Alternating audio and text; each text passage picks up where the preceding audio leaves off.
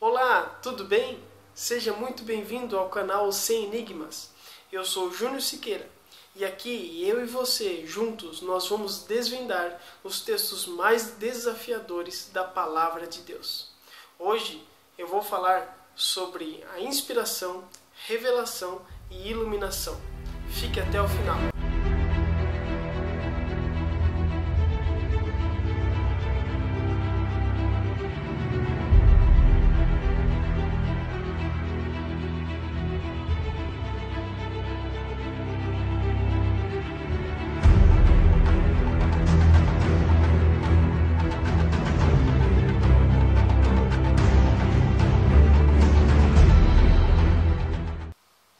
Então vamos começar falando sobre a inspiração. Essa palavra significa algo como soprar para dentro. No texto original significa soprar. No contexto e no entendimento da Bíblia em geral, nós observamos que toda a palavra de Deus ela é inspirada por Deus. Em 2 Timóteo 3, verso 16, diz assim: toda a Escritura é inspirada por Deus. Ela é útil para o ensino, para a repreensão, para a correção e para a educação na justiça. A palavra inspirado usada em 2 Timóteo, aqui o termo é sopro, literalmente sopro. Isso significa que Deus como que soprou para dentro de cada autor todas as capacidades que iriam precisar para compor a sua palavra e que ficaria registrada para sempre. A inspiração ela pode acontecer de diversas formas, como uma ampla investigação, como ocorreu no caso de Lucas, ao escrever o Evangelho e o livro de Atos, né? Nós encontramos em Lucas, verso 1, do 1 ao 3, e Atos 1, verso 1. Até também no Assim diz o Senhor, como uma palavra diretamente vinda de Deus, né? Através dos profetas. Isso acontecia principalmente lá no Antigo Testamento. Por isso, a palavra do Senhor ela é perfeita e não está apoiada em quaisquer pensamentos próprios dos autores, mas na própria ação direta de Deus através deles. Agora eu quero falar um pouco sobre a revelação. Revelação, a palavra revelação, ela literalmente significa retirar o véu ou tirar o véu. Revelação e inspiração andam de lado a lado. A inspiração trouxe aos escritores bíblicos o conteúdo a ser registrado. E esse conteúdo ele está cheio, recheado das revelações de Deus. As revelações são diversas. Sobre o caráter de Deus, sobre os planos de Deus, sobre a vontade de Deus, sobre a vida do ser humano, principalmente isso, né? A Bíblia toda ela fala da salvação do ser humano. A palavra hebraica para revelação é galar, que significa descobrir, e a palavra grega é apocalipto, que significa revelar.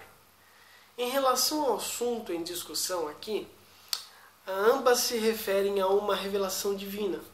Algumas vezes pode ser uma revelação de uma pessoa, como em Cristo, a palavra viva de Deus, Gálatas 1, verso 16.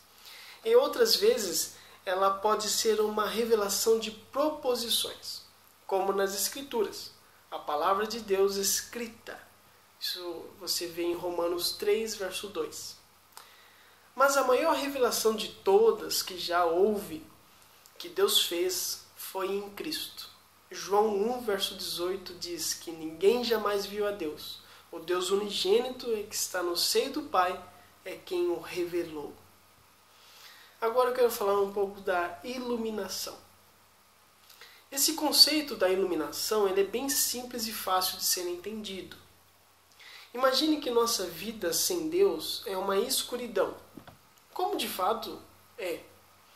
A luz que ilumina essa escuridão é a capacidade que Deus nos dá de entender a sua palavra inspirada e revelada, de compreender a sua vontade, seus planos e tudo que está contido nela. Em Efésios 1,18 diz iluminados os olhos do vosso coração. Não tem como o coração enxergar, claramente que está falando da nossa mente. Essa iluminação, porém, nos é concedida pela ação do Espírito Santo em nossa vida, que nos capacita a discernir, a enxergar de uma forma iluminada as coisas que Deus nos tem dado, mas não de uma forma humana, mera racional. Não. Em 1 Coríntios 2, verso 14, diz assim: ora, o homem natural não aceita as coisas do Espírito de Deus, porque eles são loucura, e não pode entendê-las, porque elas se discernem espiritualmente. Resumindo aqui para nós entendermos esse assunto. A inspiração é o meio pela qual Deus se comunica, certo? E na revelação, Deus revela a verdade. E na iluminação, o homem entende essa verdade. Portanto, inspiração é o meio da comunicação divina. Revelação é o fato da comunicação divina. E iluminação é o dom de entender essa comunicação divina. Que Deus o abençoe. Assista mais os vídeos, compartilhe, curte, fique com Deus.